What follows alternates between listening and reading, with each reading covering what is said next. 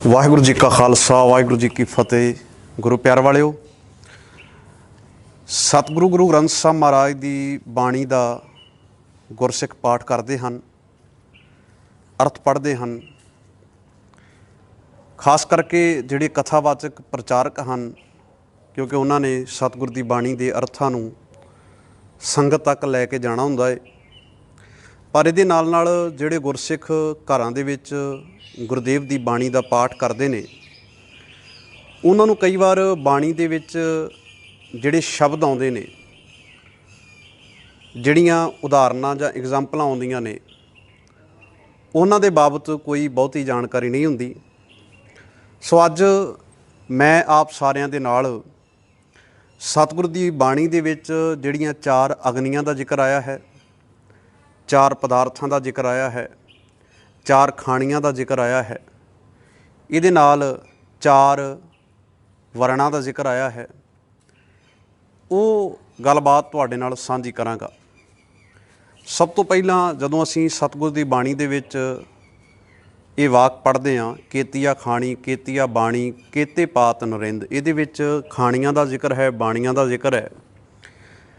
गुरुदेव ने आख्या है कि संसार विच बेशक चार खाणियां जां चार बाणियां तक मनुखी पहुँच बन सकी है, पर कोई भी मनुख ये निर्णय नहीं कर सकता कि केवल चार खाणियां ही हैं जां चार बाणियां ही हैं। गुरुदेव ने जदों पदार्थां की गल कीती है, संसार चार पदार्थां की इच्छा रख के चलदा सी।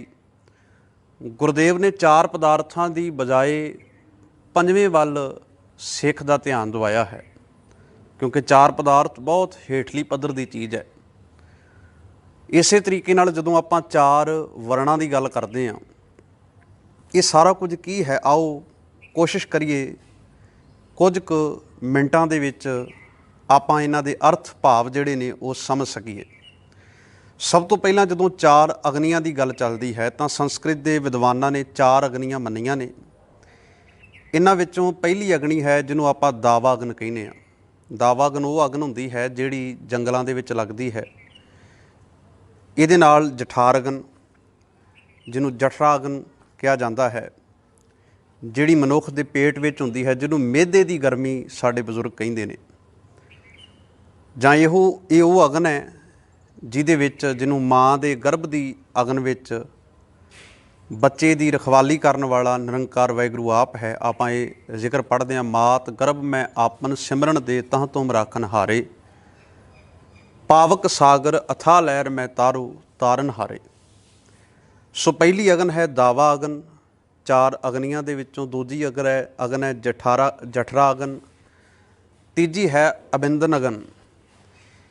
ये वो अग्न है जिहड़ी जल नूं लगदी है, जिहड़ी समुद्रां नूं लगदी है। इस तो अगली अग्न जिहड़ी है वो है अकारज अग्न। ये अग्न जिहड़ी है ये खाना दे विच हुंदी है, जिवें सोने दीयां खदानां दे विच अग्न लगदी है। सो ये चार अग्नियां हन। जदों गुरुदेव सतगुरु सच्चे पातशाह ने चार अग्नां की गल कीती है तां महाराज ने ये आख्या, हंस हेत लोभ कोप चारे नदियां अग। हंस का अर्थ है हिंसा, हेत का अर्थ है मोह। हंस हेत लोभ, लोभ का अर्थ है स्वार्थ, जिन्हों आपां कहने आ, जिहड़ा बड़ी खतरनाक चीज़ है।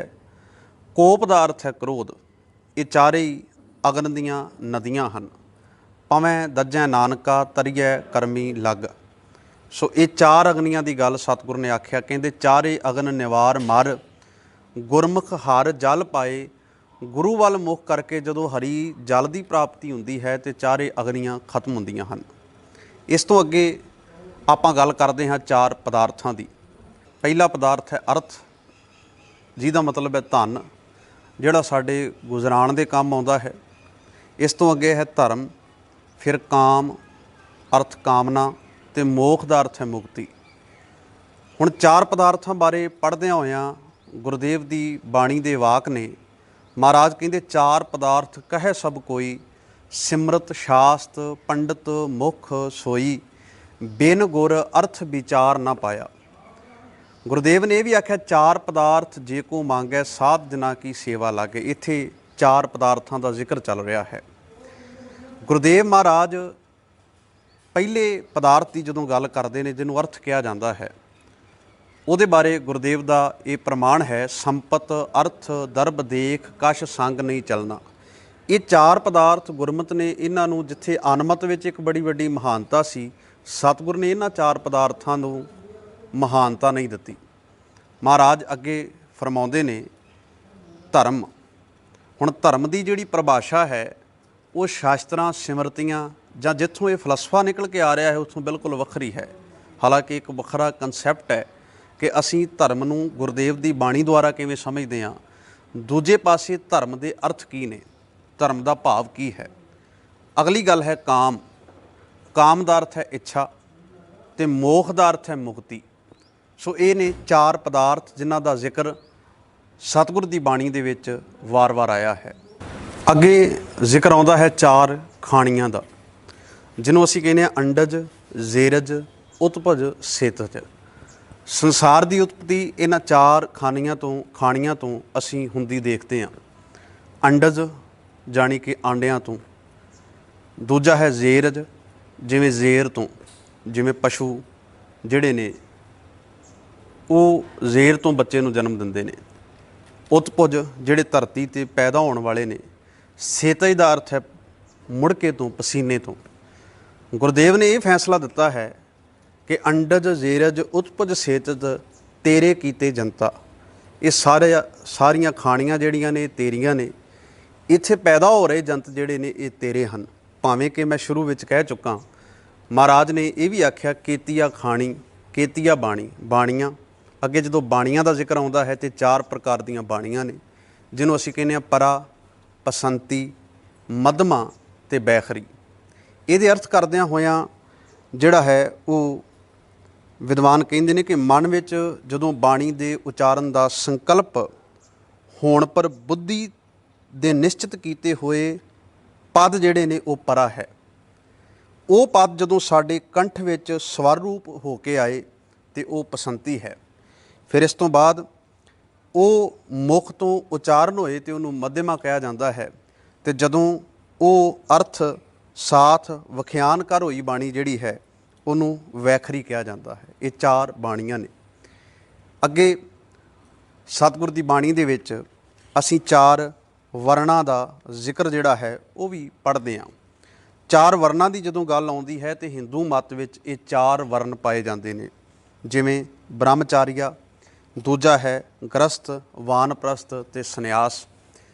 ਵਿਦਵਾਨਾਂ ਨੇ, ਭਾਈ ਕਾਹਨ ਸਿੰਘ ਨਾਭਾ ਨੇ ਜਿਹੜਾ ਇਹਨਾਂ ਵਰਨ ਆਸ਼ਰਮਾਂ ਦੀ ਜਿਹੜੀ ਉਮਰ ਮੰਨੀ ਹੈ ਉਹਦੇ ਬਾਰੇ ਲਿਖਿਆ ਹੈ ਕਿ 8 ਵਰ੍ਹੇ ਦੀ ਉਮਰ ਤੋਂ ਜਨੇਊ ਧਾਰ ਕੇ ਵਿਦਿਆ ਪ੍ਰਾਪਤ ਕਰਨ ਲਈ ਕਿਸੇ ਗੁਰੂ ਪਾਸ 24 ਵਰ੍ਹੇ ਦੀ ਉਮਰ ਤੱਕ ਰਹਿਣਾ, ਇਹਨੂੰ ਕਿਹਾ ਜਾਂਦਾ ਹੈ ਬ੍ਰਹਮਚਾਰੀਆ। ਦੂਜਾ ਜਿਹੜਾ ਹੈ ਉਹ ਹੈ ਗ੍ਰਸਥ। ਵਿਆਹ ਕਰਕੇ 25 ਤੋਂ 68 ਵਰ੍ਹੇ ਦੀ ਉਮਰ ਤੱਕ ਸੰਤਾਨ ਪੈਦਾ ਕਰਨੀ। ਇਸ ਤੋਂ ਅੱਗੇ ਵਾਨਪ੍ਰਸਥ, ਇਸਤਰੀ ਸਮੇਤ ਜਾਂ ਇਕੱਲੇ ਵਨ ਵਿੱਚ ਰਹਿ ਕੇ ਇਕਾਂਤਵਾਸ ਕਰਨਾ 68 ਤੋਂ 78 ਵਰ੍ਹੇ ਦੀ ਉਮਰ ਤੱਕ, ਇਹਨੂੰ ਵਾਨਪ੍ਰਸਥ ਕਿਹਾ ਜਾਂਦਾ ਹੈ। ਵਾਨ ਦਾ ਅਰਥ ਹੀ ਵੈਸੇ ਜੰਗਲ ਹੁੰਦਾ ਹੈ, ਜਿਹਨੂੰ ਆਪਾਂ ਵਣ ਕਹਿੰਦੇ ਹਾਂ। ਅੱਗੇ ਜਦੋਂ ਸੰਨਿਆਸ ਦੀ ਗੱਲ ਚੱਲਦੀ ਹੈ ਤੇ 79 ਵਰ੍ਹਿਆਂ ਦੀ ਉਮਰ ਤੋਂ ਜੀਵਨ ਪ੍ਰੰਤ ਅਗਨਹੋਤਰ ਆਦਿ ਕਰਮ ਛੱਡ ਕੇ ਭਿਖਿਆ ਨਾਲ ਨਿਰਵਾਹ ਕਰਨਾ, ਇਹਨੂੰ ਵਾਨਪ੍ਰਸਥ ਕਿਹਾ ਜਾਂਦਾ ਹੈ। ਭਾਵੇਂ ਕਿ ਗੁਰਮਤਿ ਨੇ ਅਜਿਹਾ ਕੁਝ ਨਹੀਂ ਦਿੱਤਾ। ਸਤਿਗੁਰ ਦੀ ਬਾਣੀ 'ਚ ਕਹਿੰਦੀ ਹੈ ਹਮ ਆਦਮੀ ਹਾਂ ਇੱਕ ਦਮੀ, ਅਸੀਂ ਤੇ ਇੱਕ ਦਮ ਦੇ ਆਦਮੀ ਹਾਂ। ਫਿਰ ਇੱਦਾਂ ਦੀ ਉਮਰ ਤੈਅ ਕਰਕੇ ਕੋਈ ਧਰਮ ਦੀ ਪ੍ਰਾਪਤੀ ਨਹੀਂ ਹੋ ਸਕਦੀ, ਬਲਕਿ ਸਾਰੀ ਜ਼ਿੰਦਗੀ ਅਸੀਂ ਧਰਮ ਨੂੰ ਆਪਣੀ ਜ਼ਿੰਦਗੀ ਦਾ ਆਧਾਰ ਬਣਾਉਣਾ ਹੈ।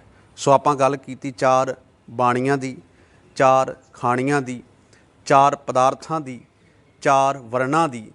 ਸੋ ਗੁਰੂ ਕਿਰਪਾ ਕਰੇ ਇੰਨੀਆਂ ਕੁ ਬੇਨਤੀਆਂ ਤੁਸੀਂ ਪ੍ਰਵਾਨ ਕਰਨਾ। ਆਸ ਹੈ ਕਿ ਤੁਸੀਂ ਇਸ ਉਪਰਾਲੇ ਤੋਂ ਕੁਝ ਸਿੱਖਣ ਦਾ ਉਦਮ ਕੀਤਾ ਹੋਵੇਗਾ। ਸਾਰਿਆਂ ਦਾ ਧੰਨਵਾਦ। ਭੁੱਲਾਂ ਚੁੱਕਾਂ ਦੀ ਖਿਮਾ।